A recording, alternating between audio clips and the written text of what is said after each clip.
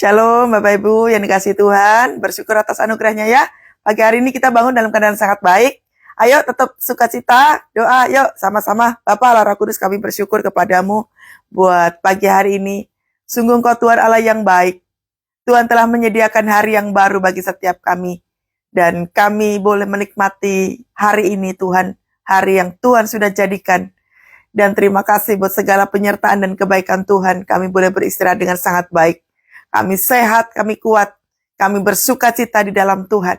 Mari Roh Kudus pengurapan-Mu turun bagi setiap kami pagi ini, supaya kami boleh mendengar suara Tuhan.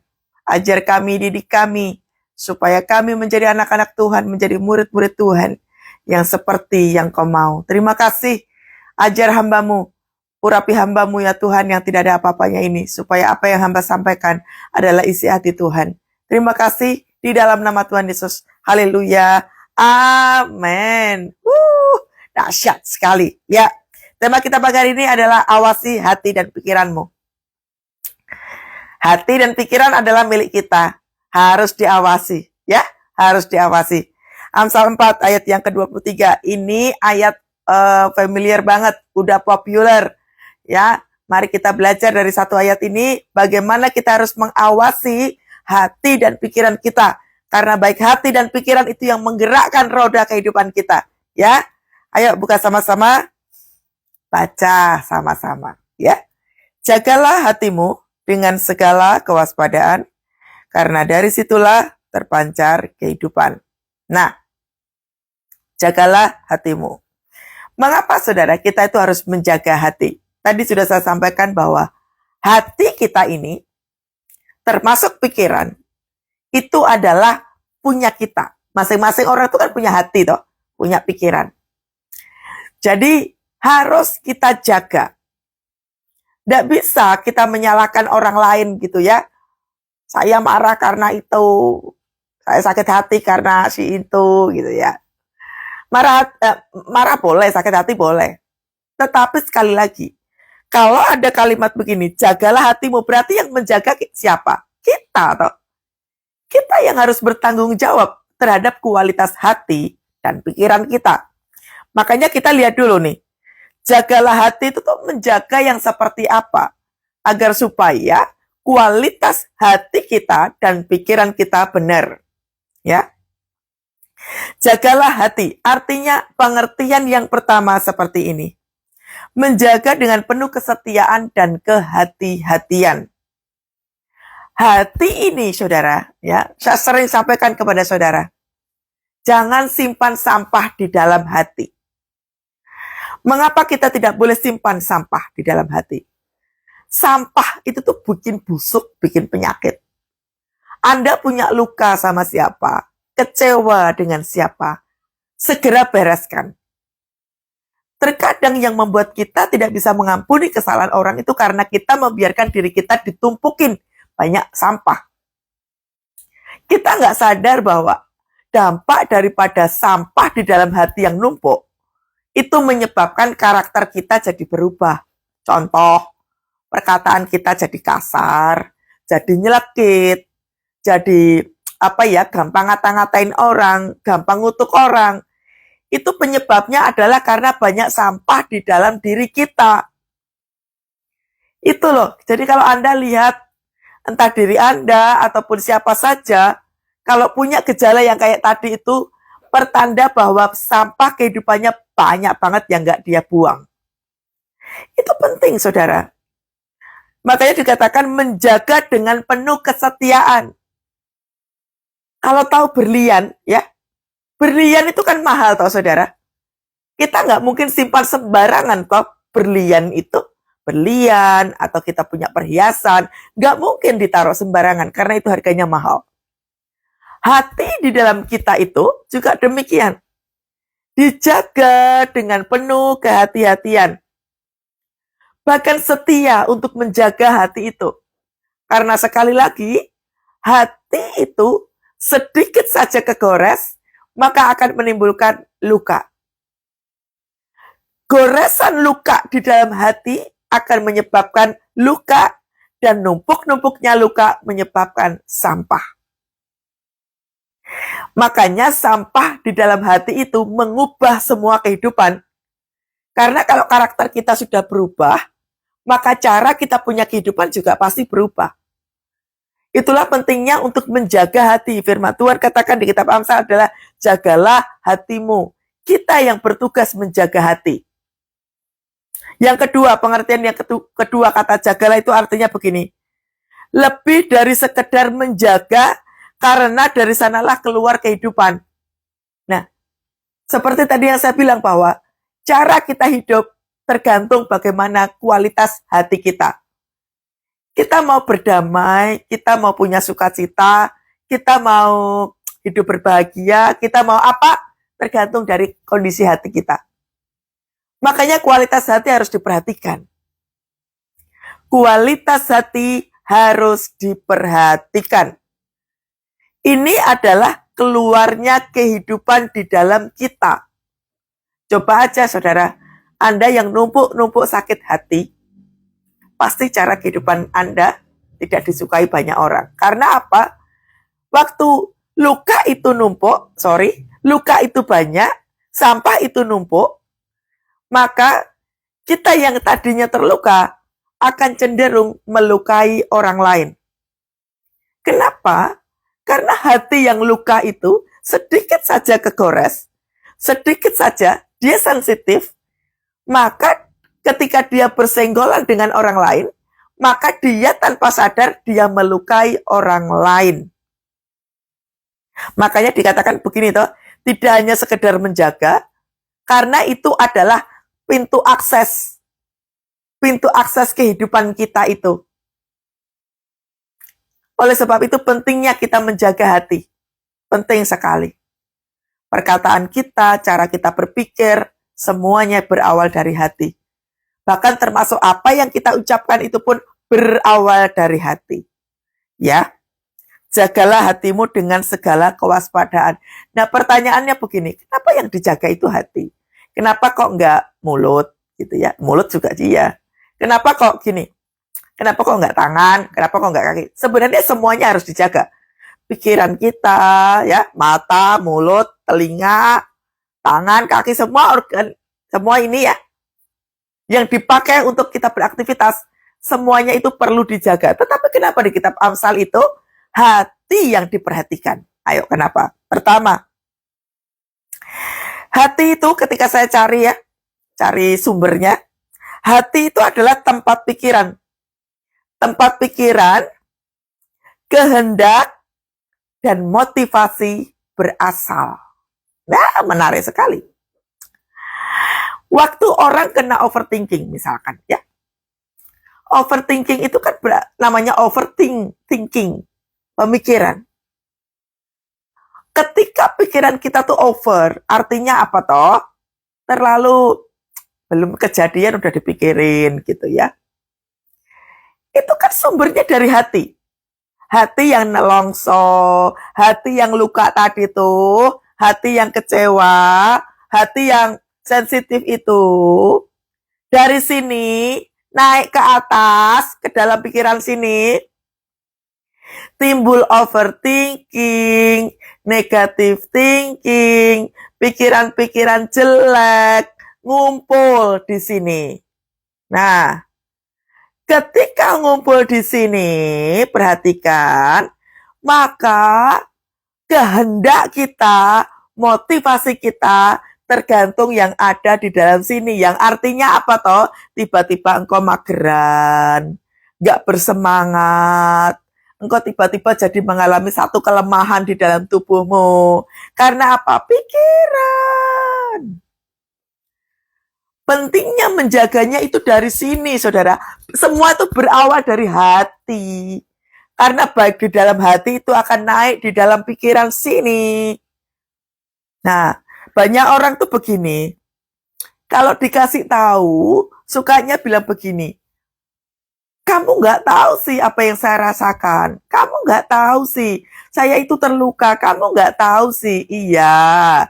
Tahu kalau engkau terluka. Tetapi kalau diingetin firman Tuhan begini, mbok ya ngerti.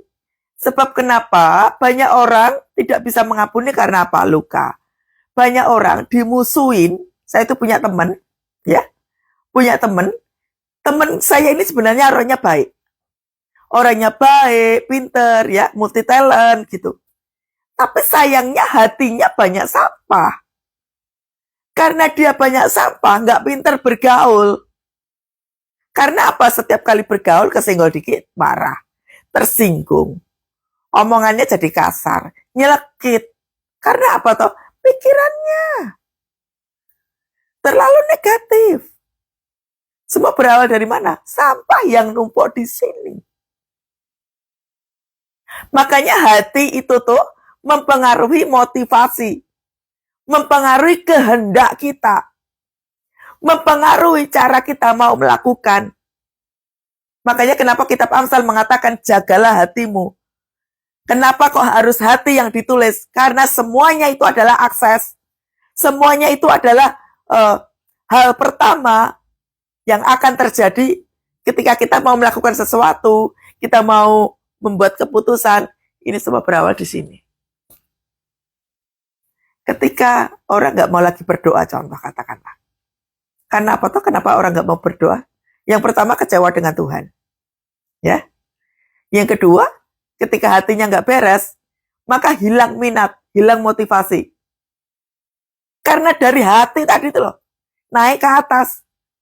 Pikirannya berpikir bahwa gagal pasti, nggak bisa pasti, udahlah hancur pasti. Nah pikirannya udah ngolah duluan. Belum apa-apa udah bilang gagal lah sudah, bangkrut lah sudah, nggak bisa lah sudah. Akhirnya berhenti. Hati harus beres, hati harus benar. Yang menyebabkan kita tidak pernah mengalami satu keberhasilan hidup tergantung kualitas hati.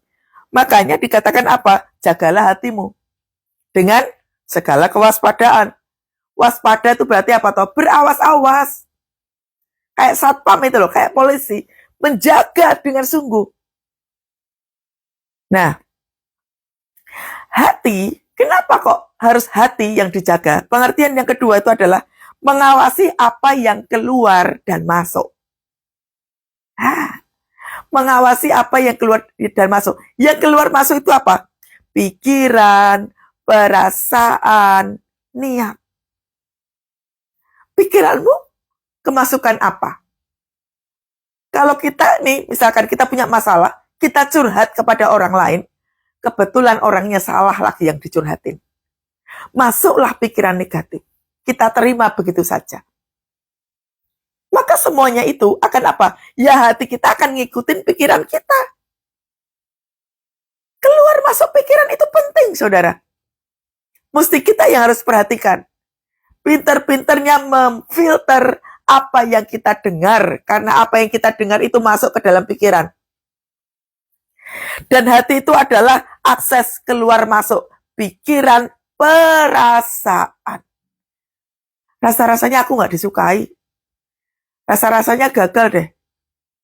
Rasa-rasanya aku bakalan sakit. Perasaan palsu semuanya itu. Karena apa? Rasa-rasanya. Perasaan-perasaan takut, perasaan khawatir, perasaan gak disukai, perasaan gak dicintai, perasaan gak diperhatikan. Semuanya itu palsu, saudara. Itu perasaan palsu. Makanya kita sering gagal di dalam doa, pujian penyembahan. Rasa-rasanya Tuhan gak dengarkan doaku. Rasa-rasanya Tuhan tidak memperhatikanku. Kita gak melakukan doa dengan sungguh-sungguh. Tidak memuji Tuhan dengan sungguh-sungguh. Apalagi kalau firman Tuhannya gak dibaca. Makin gak paham dengan isi hati Tuhan. Ya Pak iya? Itulah pentingnya, saudara. Dijaga hati. Karena itu adalah memancarkan apa tahu? Kehidupan. Telinga itu harus hati-hati. Jangan sembarangan curhat dengan orang. Orang sakit hati, biasanya nih, ngumpulnya sama orang sakit hati. Makin sakit enggak? Makin sakit. Kalau engkau hatimu terluka, mending engkau datang ke hamba Tuhan. Hamba Tuhan biasanya sifatnya netral. Minta satu nasihat. Saya harus bagaimana? Nah, hamba Tuhan akan menuntun. Kalau engkau cerita sama temanmu, sama tetanggamu, atau sama saudara jauhmu, iya nek orangnya itu benar. Lah kalau enggak, nasihat-nasihat yang diberikan, engkau terima mentah-mentah, engkau masukkan di dalam pikiran, apalagi hatimu lagi terluka, cocok. Hasilnya apa? Negatif pasti. Ya enggak? Itulah pentingnya doa. Ujian penyembahan. Ini firman Tuhan harus kita baca tiap hari. Supaya apa toh? Memfilter salah satunya. Yang masuk di dalam telinga itu difilter. Bagi pendoa ada namanya pemahaman discerning spirit. Tahu membedakan roh. Ini roh pemecah belah ya. Ini namanya roh sakit hati. Apa yang masuk udah ngerti. Itu namanya discerning spirit. Hubungan kita dengan Tuhan menyebabkan kita tuh tahu. Ini sebenarnya benar gak sih nasihat orang ini kayak gini? Ini kira-kira omongannya benar gak sih? Nah, kita diberikan karunia oleh Tuhan. Tahu membedakan roh. Makanya punya hubungan yang intim dengan Tuhan. Supaya kita tuh gak sembarangan curhat sama orang. Karena kalau kita sembarangan curhat sama orang, ujung-ujungnya apa? Julid. Ujung-ujungnya julid, ujung-ujungnya membicarakan orang lain. Hati kita yang udah terluka ini tadi tuh, ya, gara-gara kita julid, membicarakan orang lain, sudah hatinya makin terluka, kita melukai orang lain, kita mengajak orang lain ikut berdosa, karena gara-gara kita menggosipin orang, julidin orang, yang tadinya kita sendiri yang hatinya terluka, kita jadi melukai orang lain. Gak sadar toh kayak gitu. Hati-hati. Para wanita khususnya ini suka ngumpul, ngomong sana, ngomong sini. Yang luka itu hatimu. Gara-gara hatimu yang luka, engkau cerita kepada banyak orang. Engkau tanpa sadar, engkau dipakai iblis untuk apa? Orang-orang yang ada di depanmu itu melakukan hal yang sama, yaitu membenci, julid, ngomongin orang. Semua berasal dari sampah ini loh. Ayo pagi hari ini saudara. Setiap sampah kehidupan, buang. Mulai didetoks. Anda terluka dengan siapa? Anda kecewa sama siapa? Anda harus punya keberanian untuk apa? Mengangkat semua sampah kehidupan. Dibuangin satu persatu. Banyak daripada kita nggak mengalami keunitian dengan pasangan. Kenapa? Hatinya luka. Engkau nggak bisa doa. Aku disakiti pasangan, Bu. Aku nggak bisa doa. Kalau engkau disakiti oleh pasangan, engkau harus datang kepada Tuhan. Mintalah kasih daripada Tuhan. Karena sesungguhnya ketika orang tidak bisa mengampuni, stok kasih di dalam hati itu berkurang. Kenapa Saul itu sangat membenci Daud? Saul iri. Bayangkan, satu perilaku iri menyebabkan perilakunya jelek kan? Dia jadi ngejar-ngejar Daud, berkeinginan di dalam pikiran, berkeinginan untuk membunuh. Gara-gara iri hati. Ketika hati dipenuhi dengan sampah, luka, sampah itu, salah satunya adalah iri hati. Orang kalau iri hati, hatinya pasti busuk. Memiliki rancangan-rancangan jelek untuk apa toh? Balas dendam. Saul yang tadinya nih, benar nih, dia sudah dapat pengurapan Tuhan sebagai raja. Gara-gara dia punya rasa iri hati, kemuliaan Tuhan berlalu dari kehidupan Saul. Apa gak rugi? Itulah kenapa Tuhan katakan, kalau engkau masih ada sesuatu barang yang harus kau selesaikan dengan saudaramu, janganlah engkau berdoa, janganlah engkau memasukkan dirimu di dalam hadirat Tuhan. Karena apa? Engkau harus bereskan dulu. Marah boleh, tapi jangan sampai matahari terbenam. Engkau belum selesai. Firman Tuhan ada loh. Sebelum matahari terbenam, persoalanmu, kemarahanmu itu harus sudah beres. Kenapa kok mataharinya harus terbenam dulu? Karena nanti waktu engkau tidur, waktu malam, matahari kan nggak ada tuh. Waktu engkau malam, pikiranmu pasti gerudel. Banyak banget pikiran-pikiran. Makin marah, makin jengkel, makin sebel, nggak bisa tidur. Pikiranmu jadi ruwet. Persoalan demi persoalan belum selesai nggak apa-apa. Yang terpenting hatimu beres. Harus berjuang membereskan hati. Tapi susah, Bu. Hatinya terlanjur luka. Makanya pentingnya datang kepada Tuhan. Ngaku aja di hadapan Tuhan. Tuhan, aku luka. Tuhan, aku dilukai. Tuhan, aku pengen sembuh. Aku nggak bisa tidur, Tuhan. Hatiku dilukai. Nah, semua luka itu, kalau kita nggak datang kepada Tuhan, makanya tadi saya bilang bahwa firman Tuhan katakan sebelum matahari terbenam, semua kemarahan itu harus sudah selesai. Supaya apa? Waktu jam tidur, engkau nggak kepikiran. Pikiranmu enggak ruwet terus-menerus. Amin. Jadi pengertian hati, kenapa kok hati itu harus dijaga? Pengertian yang kedua tadi apa tuh? Mengawasi, lihat. Mengawasi apa yang masuk dan apa yang keluar. Itu tugas kita. Jadi nggak bisa kita menyalahkan orang lain. Saya seperti ini karena pasangan saya, Bu. Saya seperti ini karena masa lalu saya. Saya seperti ini karena bapak saya, karena ibu saya. Nggak bisa. Firman Tuhan sudah katakan bahwa jagalah hatimu dengan segala kewaspadaan. Itu adalah tugas kita menjaga aset kita.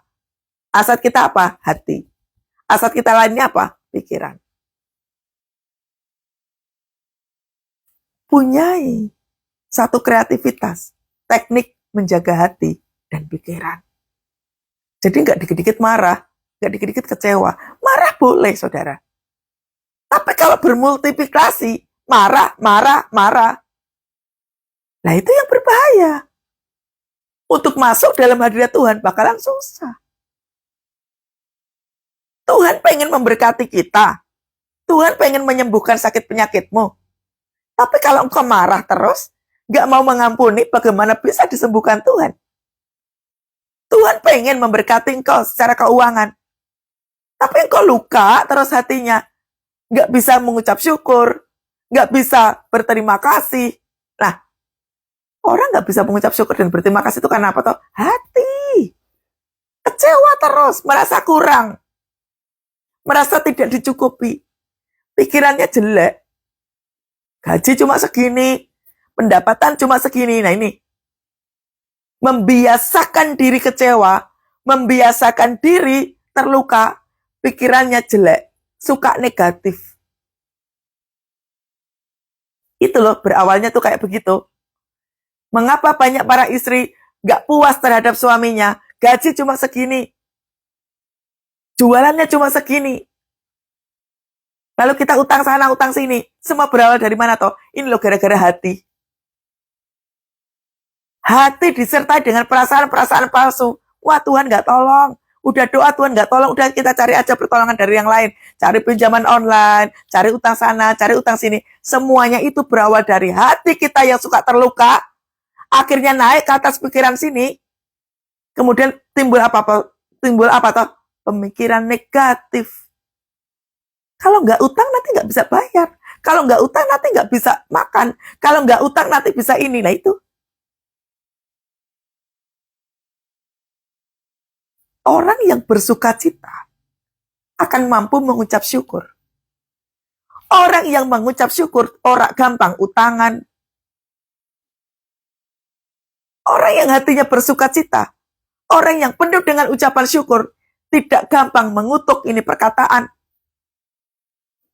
Itulah pentingnya menjaga hati ini tetap terjaga. Karena apa toh? Hati ini tadi itu apa saudara? Mengawasi keluar masuknya apa yang dipikirkan, apa yang dirasa. Amin. Ya, harus dijaga saudara. Karena itu membawa pengaruh, membawa dampak. Kita tuh suka gak sadar sama kondisi hati kita itu. Yang menyebabkan kita gampang ngutuk, dikit-dikit mengutuk. Oh, tak sumpahin ini. Oh, tak ini. Nah, yang menyebabkan keluarga mengalami kehancuran karena apa toh? Hati. Kehancuran keluarga, kehancuran bisnis usaha, kita kehilangan pekerjaan, semua berawal dari mana toh? Salah satunya hati.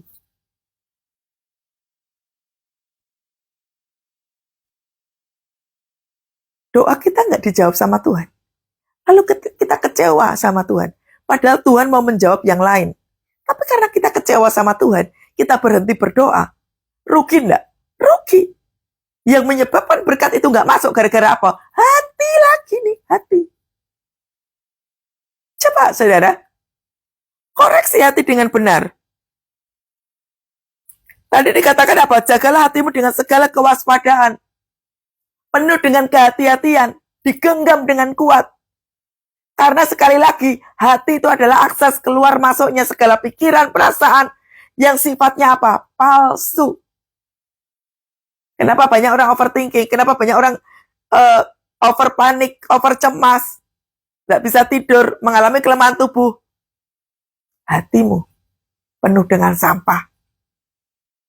Sampah-sampah itu naik ke atas pikiran sini. Pikiranmu ruwet. Timbul kelemahan tubuh. Timbul overthinking. Timbul ketakutan yang berlebihan. Timbul rasa cemas yang berlebihan. Badanmu sakit semua. Itu kelemahan tubuh. Hilang minat, gak bergairah, mau ngapa-ngapain gak bisa. Terjadi kelumpuhan pikiran. Karena apa? Sampahnya numpuk. Banyak orang gak sadar di sini. Nah, dikatakan begini. Karena dari situlah terpancar kehidupan. Kenapa kok terpancar kehidupan? Bicara tentang apa? Kualitas hidup. Ini firman Tuhan mengingatkan kepada kita, kalau kita menjaga hati kita, maka pikiran kita akan menjadi sehat. Karena apa toh? Akan bicara tentang kualitas hidup. Tadi seperti yang saya sampaikan tadi tuh, saya punya teman saya itu baik, multi talent, wah luar biasa dahsyat. Tapi karena hatinya kotor, hatinya penuh dengan sampah, maka dikit-dikit konflik sama orang. Dikit-dikit kecewa, dikit-dikit luka. Makanya dikit-dikit luka, dikit-dikit kecewa, jadinya gampang konflik. Apa gak eman-eman toh? Ada talenta banyak, multi talent, pinter ini, pinter itu. Gara-gara hati yang numpuk sampah tadi itu, jadinya gak berkualitas. Ini loh, terpancar kehidupan itu bicara tentang kualitas seseorang. Kualitas hidup kita. Gak mungkin kan orang yang punya sampah kehidupan itu tuh bisa hidup dengan tenang. Karena pikirannya curiga, terus negatif, terus gampang luka, terus orang kayak begini bisa bahagia enggak? Enggak. Pikirannya ruwet. Curigaan sama orang. Ini loh. Amsal mau mengingatkan kepada kita semua, kualitas hidup kita jadi kacau gara-gara apa? Hati. Makanya awasi hati dan pikiranmu. Kalau enggak, kualitas hidupmu jadi jelek sekali. Semua kepandaian, semua talent, semua apapun yang kita punya yang diberikan Tuhan dalam hidup kita, jadi ketutup sama sampah hati. Kalau Anda tahu iceberg ya, gunung es itu ya, di paling bawah itu tuh, orang kalau sampahnya banyak, yang di paling bawah, itu banyak sekali sampah yang ngendap di bawah. Yang paling atas ini, itu semuanya palsu biasanya. Pura-pura baik, pura-pura sopan gitu ya. Nampaknya baik, nampaknya sopan gitu ya. Nampaknya pinter. Tapi yang di bawah sini, banyak sekali luka. Iri hati, kesombongan, gak mau berteman, angkuh. Karena apa? Sampahnya banyak. Biasanya sampah itu tuh berawal dari mana tuh? Dari waktu kecil. Waktu kecil, kehidupan di dalam keluarganya banyak luka di situ. Kenapa luka itu ada? Waktu kecil nggak bisa membela diri. Dia menerima semua yang terjadi, dilukai orang tuanya, ya ditolak orang tuanya, ditolak, dilukai, dikasarin, di KDRT-in. Waktu kecil nggak bisa menolak, nggak bisa bela diri. Begitu sudah dewasa, kesenggol dikit, dia langsung bereaksi. Banyak sekali saya menemukan pasangan yang mengalami kekacauan dalam berumah tangga. Datang kepada saya minta didoakan Bu, karena saya begini. Nah, nanti dulu ya, doanya nanti dulu. Kenapa engkau terluka dengan pasanganmu? Kenapa? Termasuk ini hari-hari ini banyak banget anak-anak muda dibawa ke saya. Bu, doakan anak saya, Bu, kayak begini.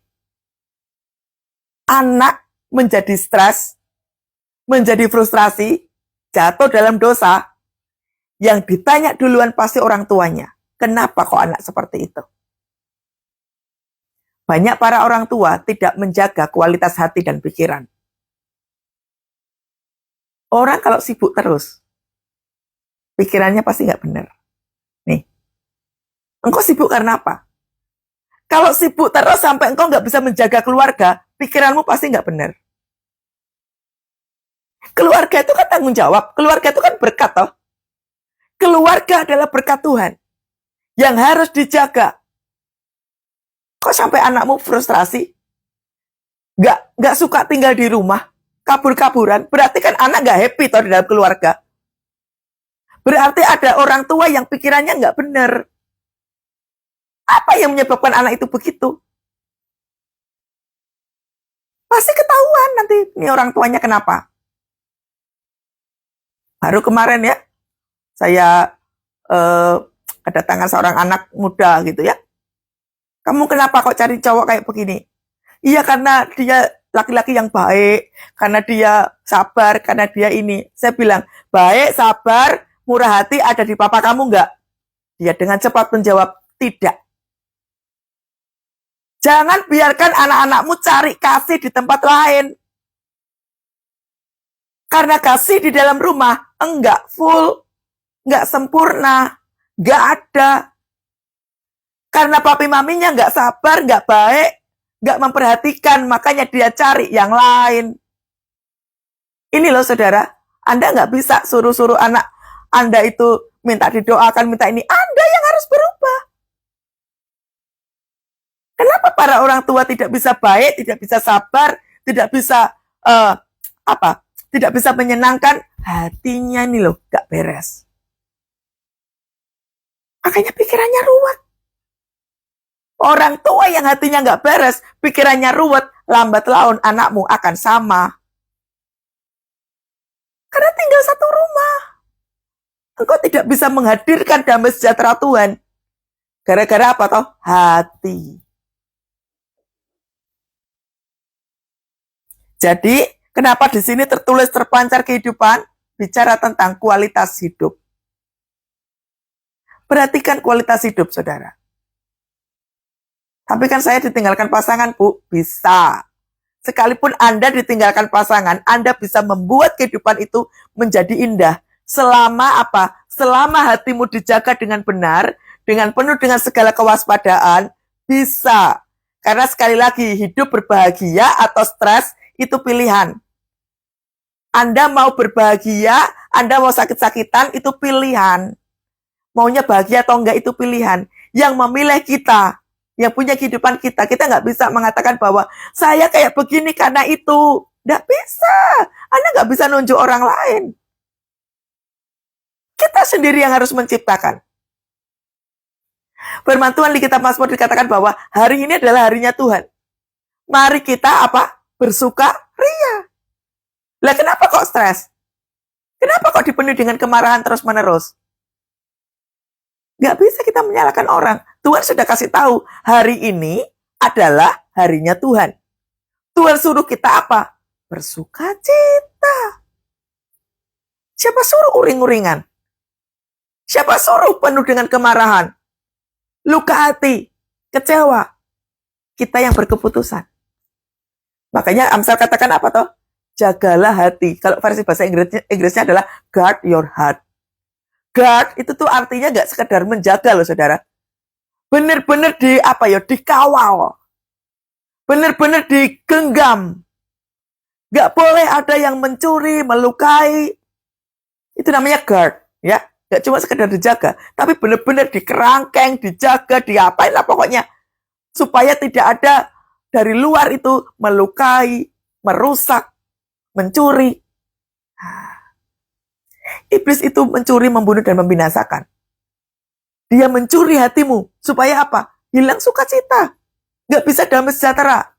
Jamnya cepat banget ya. Amin. Ya. Jadi, termasuk di dalam kita mengambil keputusan, itu semua tergantung kondisi hati kita. Hati-hati ya. Ayo pagi hari ini saudara. Ini penting. Kalau Tuhan lagi ngebahas kayak begini berarti penting. Mulai detox. Semua hati ini didetox. Mulai buang sampah-sampah kehidupan yang gak penting. Semua kejadian di masa lalu yang sangat ancur-ancuran itu, ayo semua harus dibuang. Berdamai dengan situasi, berdamai dengan masa lalu kita, berdamai dengan orang lain. Lakukan itu. Kalau enggak, Anda akan cenderung melukai diri sendiri dan melukai orang lain. Cara engkau berkeputusan pasti salah. Cara engkau bertindak juga pasti salah. Ayo, dijaga hatinya. Anda yang hidupnya terluka, memiliki akar pahit, Anda boleh DM saya. Kita bisa ngobrol sama-sama, kita selesaikan sama-sama, bereskan. Jangan hilang damai sejahtera gara-gara hati. Jangan tidak diberkati Tuhan gara-gara hati. Jangan tidak memiliki kehidupan yang sempurna gara-gara hati. Amin. Ya? Udah, selesai. Waktunya praktek, detox hati kita supaya pikiran kita bersih. Amin. Ya? Ayo kita doa sama-sama. Oh, rapa syikir ala wala wala wala wala. Oh, ya rala wala wala wala wala. Ini pekena nama karala wala wala wala. Oh, nama karena ya rala wala wala wala wala wala Tuhan. Ini kami ayo masing-masing minta sama Tuhan. Masing-masing berurusan sama Tuhan, minta ampun sama Tuhan. Bereskan di hadapan Tuhan pagi hari ini. Tuhan mau berperkara pada Anda semua. Oh, rapa syikir ala wala wala wala wala. Oh, ya rala wala wala wala wala wala wala wala wala. Yang ikut live ini Tuhan, yang ada 104 orang ini. Ada begitu banyak yang terluka, hatimu banyak dilukai. Minta ampun sama Tuhan, minta pemulihan sama Tuhan. Oh, rapa syikir ala wala wala wala wala. Oh, ya rala wala, Tuhan hendak memberkatimu saudara. Tuhan hendak mengubahkan hatimu. Tapi Tuhan mau kebuka mulut, mengampuni, memberkati orang yang melukai hatimu. Pagi hari ini sampaikan itu ke Tuhan. Oh, nama sikirala wala wala. Oh, nama yatakarala wala wala wala wala. Kami berikan hati kami ya Tuhan. Kami berikan hati kami ya Tuhan. Kami berikan pikiran kami ya Tuhan. Kami nggak mampu ya Tuhan. Hati kami luka ya Tuhan. Hati kami luka ya Tuhan. Oh, nama sikirala wala wala wala wala wala. Ku berikan hatiku dan jiwaku, semuanya bagimu di dalam hidupku, di setiap waktu. Nyatakan jalanmu, ku berikan hatiku dan jiwaku, semuanya bagimu di dalam hidupku, di setiap waktu. Amin. Nyatakan jalanmu. Saya melihat ada seorang wanita, engkau disakiti oleh pasanganmu. Tuhan katakan pagi hari ini, tenangkan hatimu. Engkau cenderung melukai dirimu sendiri. Bahkan kau melukai banyak orang. Karena hatimu terluka. Hei ibu, bagi engkau, Tuhan sentuh hatimu. Roh Kudus ingin menyembuhkan lukamu. Engkau dahsyat. engkau mau dipakai Tuhan. Tapi syaratnya adalah hatimu pulih, hatimu sempurna. Berdamai dengan situasi, berdamai dengan keadaan. Mintalah sama Tuhan. Ayo angkat tanganmu, hai wanita. Dalam nama Tuhan Yesus, hamba berdoa untuk wanita ini ya Tuhan. Dia dilukai oleh pasangannya. Hatinya yang terluka.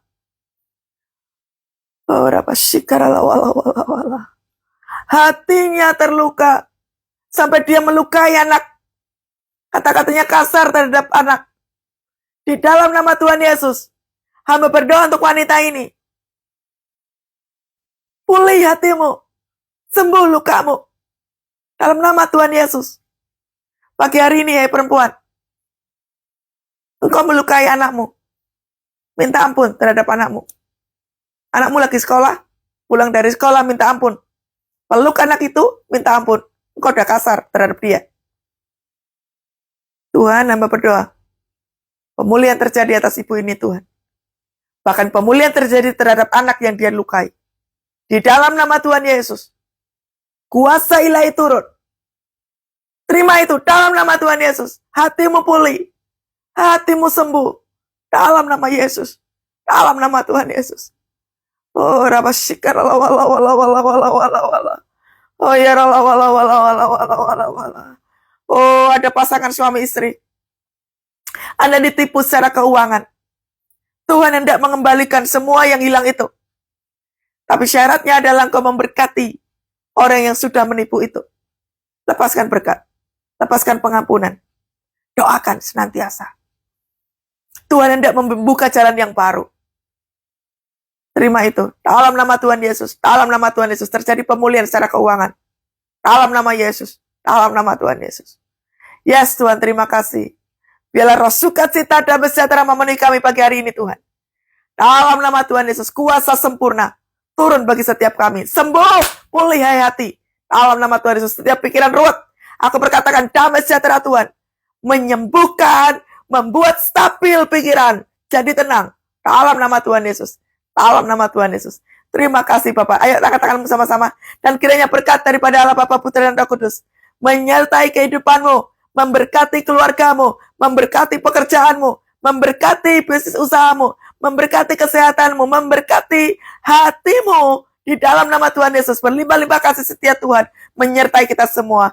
Haleluya. Haleluya. Amin. Tuhan Yesus dahsyat. Ya. Wow. Ayo sukacita di dalam Tuhan ya. Segala perkara dapat kita tanggung di dalam Tuhan yang memberikan kita kekuatan yang baru. Sukacita kuncinya. Sampai ketemu besok pagi. Tuhan Yesus berkati semuanya. Shalom. Shalom. Shalom.